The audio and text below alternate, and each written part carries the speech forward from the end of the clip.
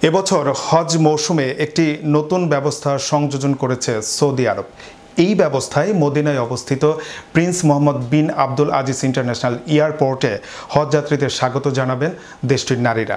শুধু তাই নয়, এসব নারীদের বিভিন্ন দেশের ও ভাষাভাষী হজযাত্রীদের স্বাগত জানাতে বেশ কয়েকটি ভাষা ব্যবহারে বিশেষ প্রশিক্ষণের মাধ্যমে দক্ষ করে তোলা হয়েছে।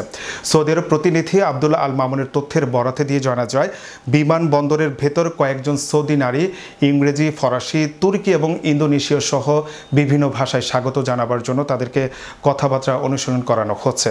মদিনার আমির সালমান বিন সুলতান এয়ারপোর্টে প্রশিক্ষিত নারীদের উপস্থিতির প্রশংসা করেছেন। সম্প্রতি তিনি হজযাত্রীদের অভ্যর্থনা বিষয়ক প্রস্তুতি দেখতে এয়ারপোর্ট পরিদর্শনে গিয়েছিলেন। উল্লেখ্য, চলতি বছর হজ মৌসুমে হজযাত্রীদের নিয়ে প্রথম ফ্লাইটটি গত 10ই মে সৌদি আরবে প্রবেশ করে। বর্তমানে দেশটিতে কঠোর নিরাপত্তা ব্যবস্থা করা হয়েছে।